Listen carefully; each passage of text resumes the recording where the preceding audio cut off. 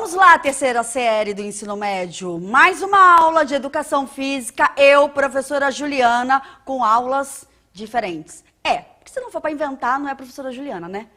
Estamos inventando hoje. Inventando de estar num lugar maravilhoso. Hoje eu não vou chorar, porque eu chorei no primeiro dia que eu vim. O Museu do Futebol. Então, para os amantes de futebol, e não só para quem gosta de futebol. Quem não gosta vai aprender história, sociologia, gente, um monte de coisa. Fatores históricos, fatores do nosso dia a dia. Vamos fazer um remember aí de tudo que a gente viveu e vive ainda com futebol.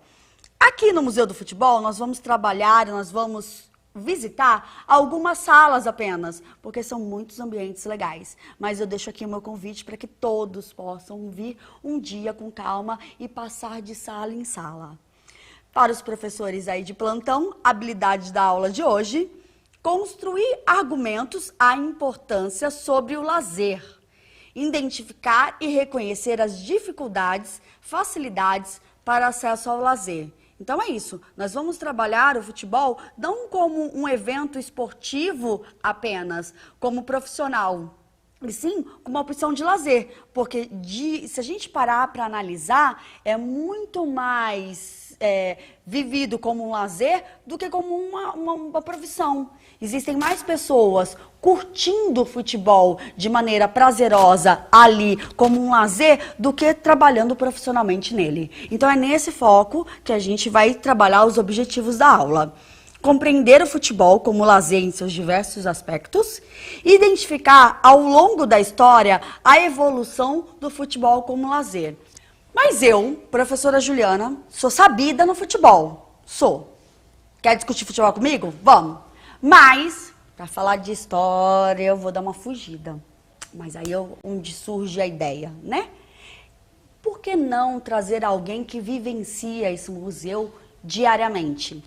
Temos aqui uma pessoa que é historiadora e educador. E aí, senhor Jamil, está preparado para entrar nessa onda aqui para a aula do terceirão? E aí, professora Juliana, tudo bem? Tudo ótimo. Tudo bom, gente? Como vão?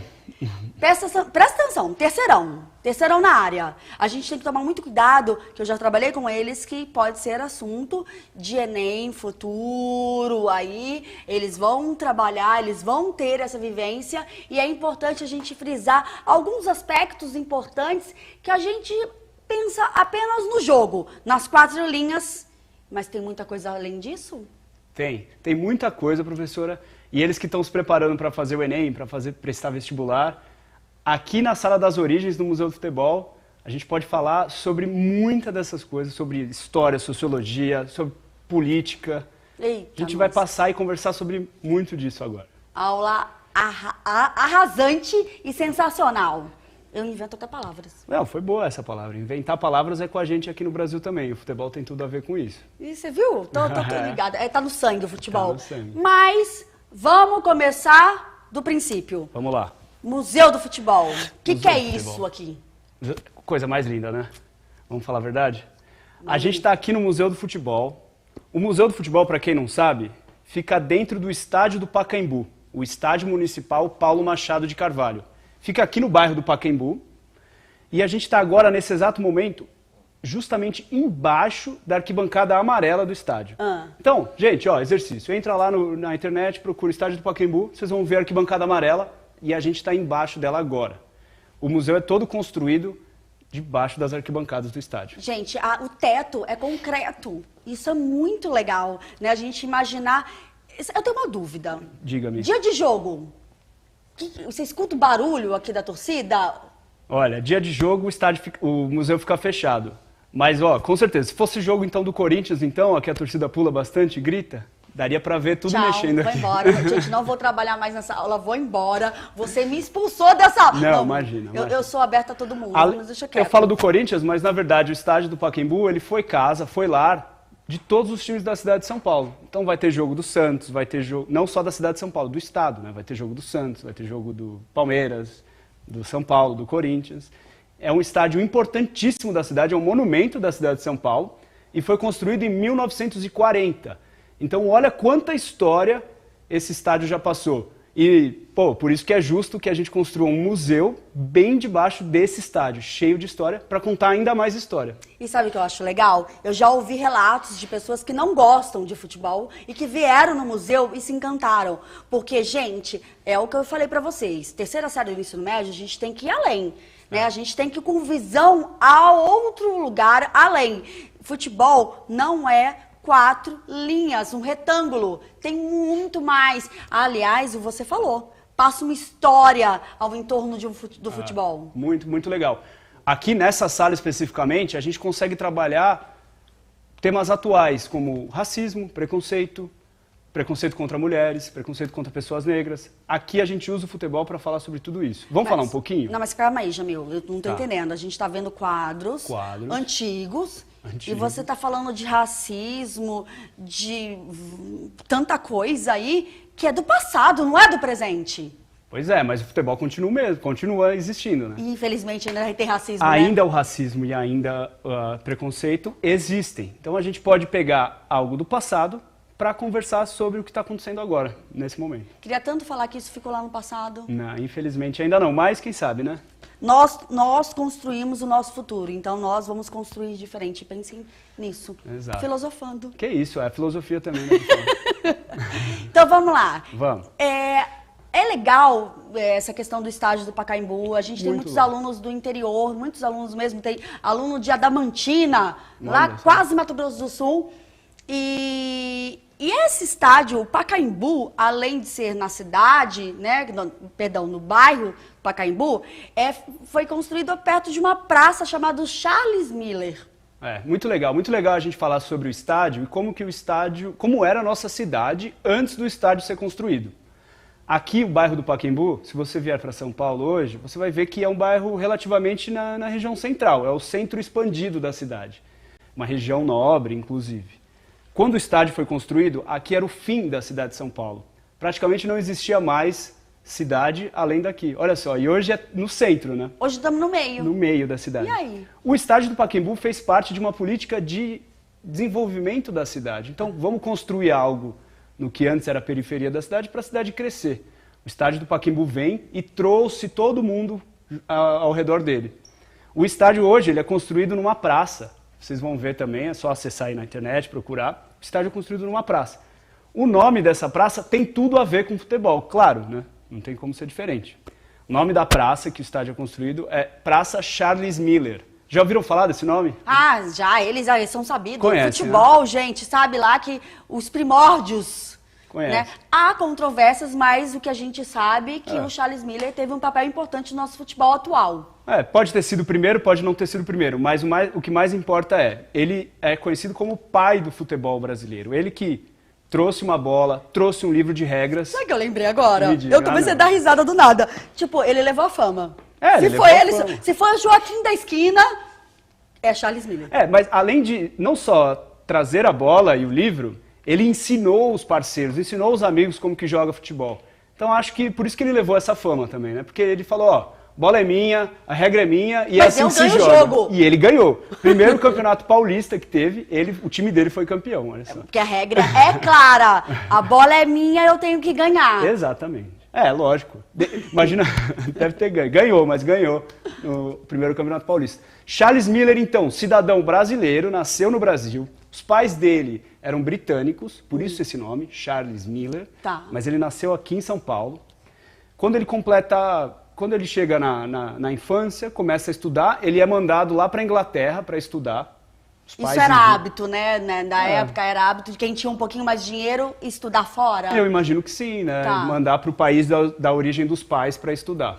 Lá ele estuda e, como vocês sabem, o futebol é um esporte inventado pelos ingleses. Lá, durante toda a sua carreira como estudante, ele aprende a jogar futebol, aprende as regras do futebol. Só que ele se formou lá, ficou com saudade da família, quis voltar para o Brasil. Quem sai quer voltar, gente. Brasil, terra como esta não existe. Não existe lugar melhor do que a nossa própria casa, fala aí. Exatamente. Ele volta para o Brasil e na bagagem ele traz essa bola e o livro de regras do futebol. Chega aqui, ele ensina para todos os seus parceiros como que joga futebol, organiza um amistoso, daqui a pouco tem um campeonato rolando, primeiro campeonato oficial foi o Campeonato Paulista, começa a jogar bola e ensina. Então, por isso que a gente diz que o Charles Miller é o pai do futebol, porque ele que trouxe a bola e o futebol aqui pro Brasil. Tá, mas calma aí, a gente tem uma surpresa. Tcharam! Olha que mágica! Que mico, né?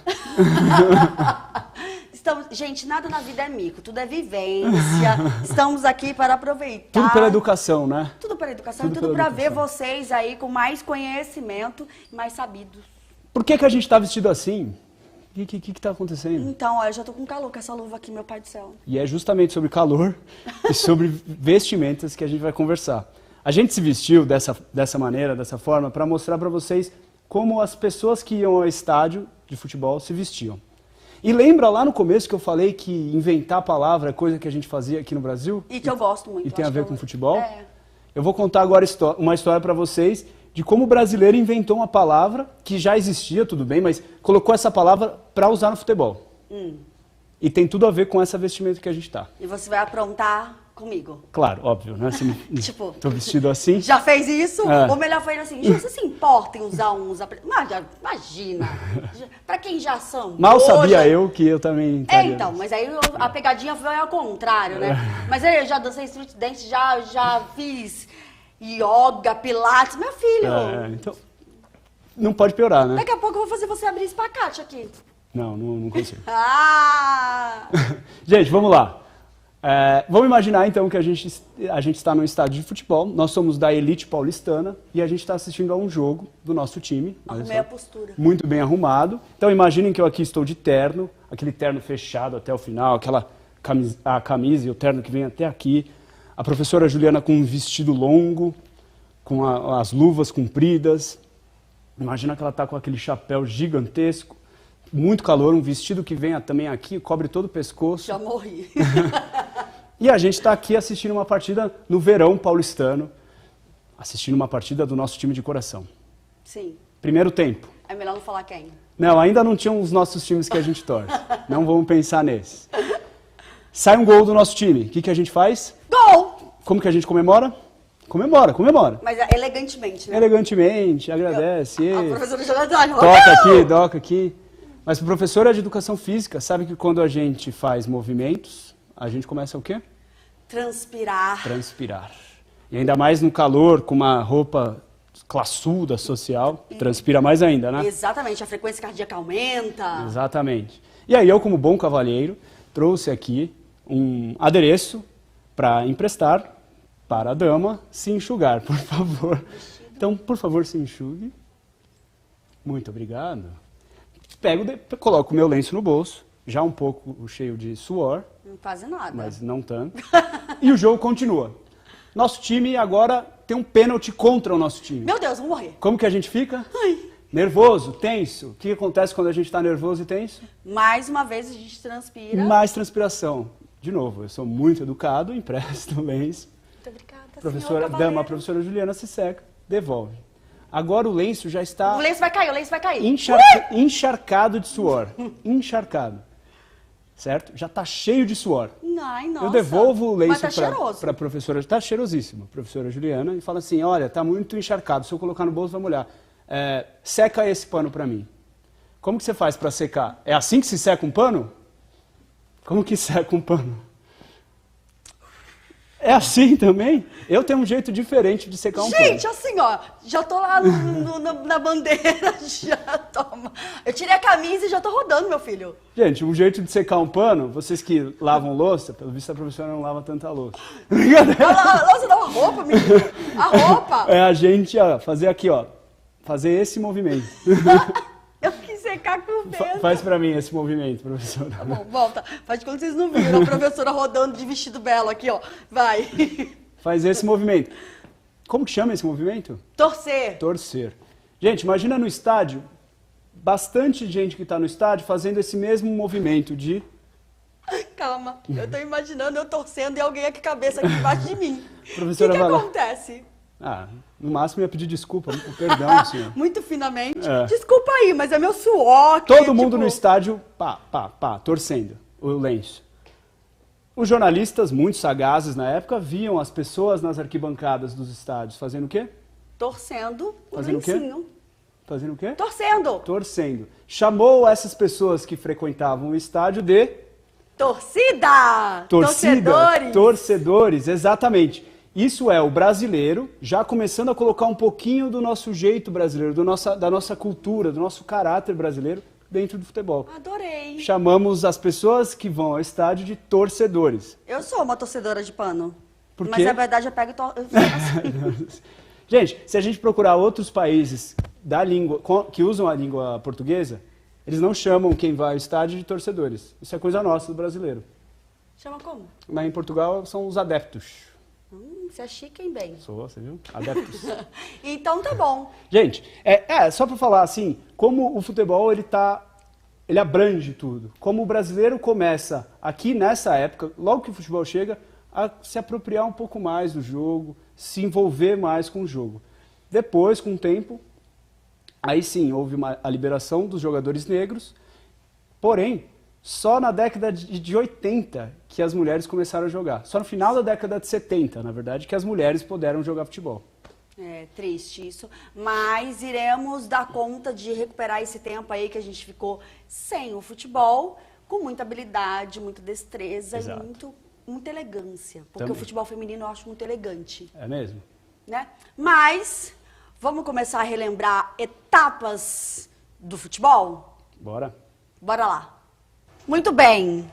Quero saber para onde você me trouxe. Essa é a sala das Copas do Mundo, olha que legal. Nessa sala a gente tem a história de todas as Copas do Mundo. Todas não, de 1930, a primeira, até 2014. O mais legal é que o Brasil participou de todas elas. Não, isso mostra tudo aquilo que a gente falou que nasceu lá atrás e que a gente foi perpetuando e segurando. E sabe o que eu achei incrível? Que eu notei? E aí veja se eu estou certa. É em formato de taças. É verdade, é verdade. Esses a gente chama de totens. Esses totens têm um formato de taça, cada Copa tem Você viu como eu sou boa? Eu percebo as coisas assim, ó, rapidamente. Você devia até ser diretora de Acho cinema, justo. viu? E aqui em cada totem a gente tem uma Copa do Mundo e não só imagens, o que é o mais legal, não só imagens da Copa ou de futebol ou dos jogadores. A gente também passa por todo um contexto social e mais da parte do entretenimento.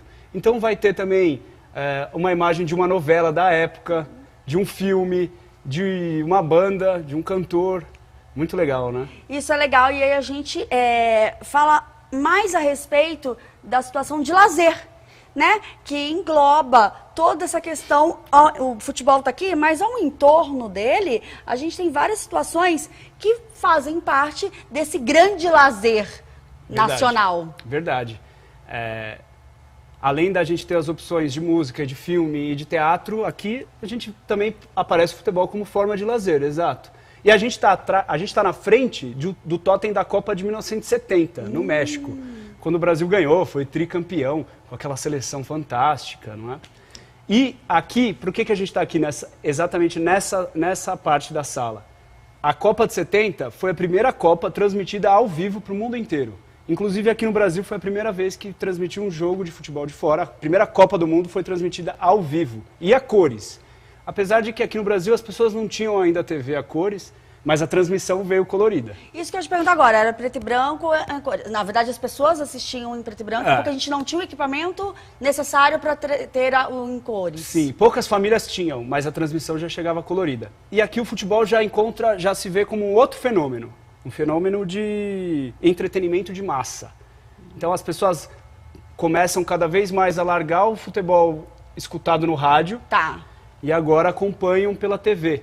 Então toda a transmissão começa a ter o futebol começa a ser moldado também para ser mais atrativo para a TV. Entendi. Um exemplo, quer saber? Um exemplo? Diga-me, conte-me tudo, não me esconda nada. A cor da bola. Parece besteira, né?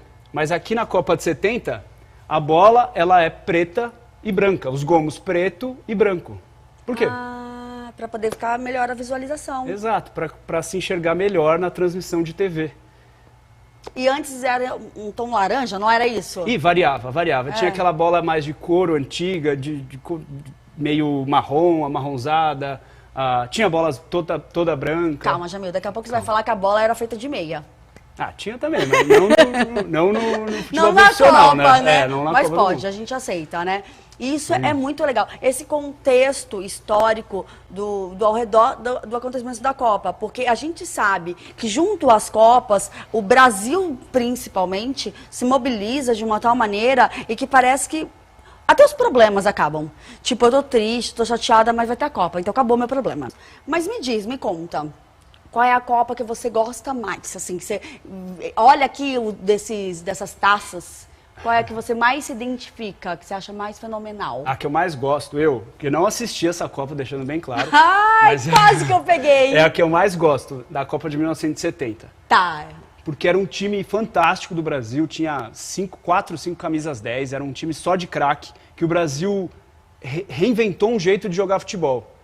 Teve um cineasta italiano que, ao assistir o Brasil jogando bola, falou assim, os europeus jogam como se estivessem escrevendo uma prosa. Tá. Os brasileiros como se estivessem escrevendo uma poesia.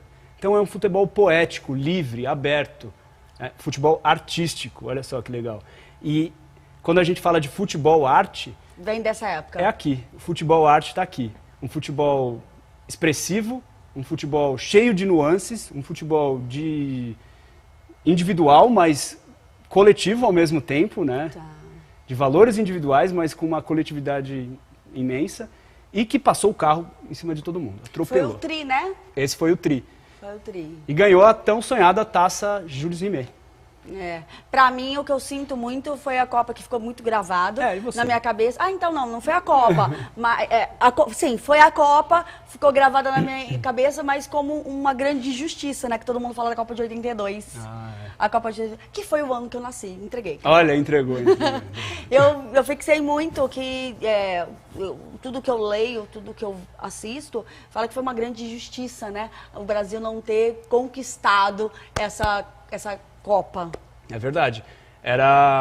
Se a gente pensar que em 70 foi o ápice desse futebol arte, em 82, a seleção do Tele, Zico, Sócrates, Éder, o Serginho, Falcão, Cerezo, nossa, vocês vão falar que eu sou velho, mas não, é que eu gosto muito de futebol. Mas foi meio que uma retomada desse futebol arte. Tá. O Brasil voltou ali a apresentar um futebol artístico, um futebol pra frente, um futebol livre, mas dessa vez não veio o resultado. Diferente de 70, que aí veio o resultado mesmo. Em 82, infelizmente, não teve. Você fala de justiça, né? Então você pensa assim, Nem sempre o melhor ganha. Exato. E isso eu tenho muito no futebol, porque acontece aí uns campeonatos paulista, brasileiro, que nem sempre o bom ganha. Você está entendendo aqui a minha colocação, né? Vamos lá. Somente os entendedores entenderão. Tá bom? Posta aí embaixo. Que é. Gente, então assim, realmente são ciclos. Porque se você pensar, um moleque que vai estar com 20 anos na Copa, ele está com 16 quando acabou. A gente tem uma imagem que ficou bem legal na minha cabeça, foi do Gabriel Jesus. Uma Copa anterior, ele pintando a rua. E na Copa seguinte ele estava lá. E, cara, isso é muito fenomenal, porque são ciclos. Então, hoje, a gente não sabe realmente o que vai acontecer. Apesar deles estenderem as eliminatórias, fazerem espaçados, né? Mas é muito legal você imaginar que, o cara com 18 anos, que vai jogar a Copa com 18, tem 12 anos. De repente, alguém que está assistindo... 12, 13, 14, 15, 16. Não, eu contei errado. 14 com 18. 14. 14. Mas, de repente, tem alguém assistindo, prof, que vai jogar na Copa que vem. Já quem pensou? sabe? Ia ser orgulho. Não esquece da gente aqui, por favor. Por favor, pelo amor de Deus. Você sabe que eu trabalhei numa aula, uma entrevista para falar... eu levei um dono de uma escola de futebol e que insere os meninos nesse meio aí profissional e fala muitas dicas das peneiras, né, das famosas peneiras. E lá na aula, quem perdeu essa aula, entrevista com o professor Marco, dá uma olhadinha. Um professor colocou, eu fui professor do Gabriel Veron. Olha só. O cara tinha sido, então, assim, é real. É real que a gente esteja falando aqui com futuros jogadores da Copa do Mundo. Já pensou? Não é louco pensar, não é loucura pensar isso. É verdade. É real. Talvez na próxima Copa você esteja. Mas a gente está chegando ao fim. Com esse pensamento que veio lá do passado e estamos projetando um futuro de jogadores Eu vou me despedindo, eu vou agradecendo a Renata que proporcionou, a você, Jamil, aos meninos que estão aqui conosco, a todo mundo aí da produção que ajudou bastante.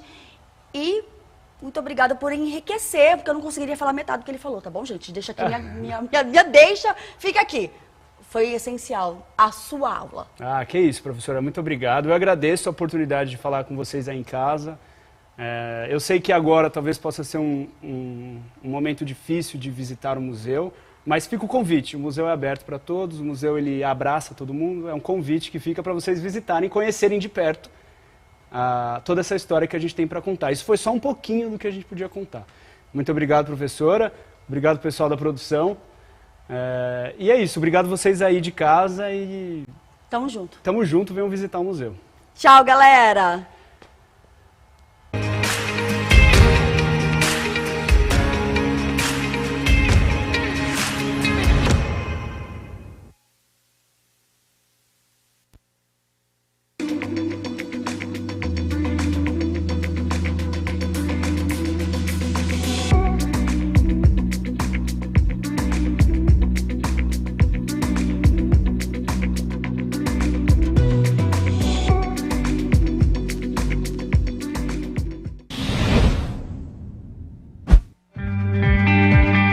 Essa autoavaliação neste momento ela é mais importante do que nunca, porque ela demonstra todo o carinho que a escola pode ter com o estudante, querendo saber em primeiro lugar como eles estão. É um momento de autoconhecimento que vai poder nortear o trabalho, vai poder dar um direcionamento para o nosso trabalho dentro da escola, extraindo sempre o melhor do aluno. Na rotina escolar, todos os dados são importantes. Porém, nesse momento, é muito mais importante saber como as pessoas estão emocionalmente, para depois a gente retomar o nosso trabalho que é focado para o nosso conhecimento. A autoavaliação é uma oportunidade para a gente se conhecer. Em todos os momentos da vida ela é importante e na situação da escola ela é mais importante ainda, porque nós estamos lidando com jovens que têm todo o futuro pela frente e a gente quer que eles tenham o melhor.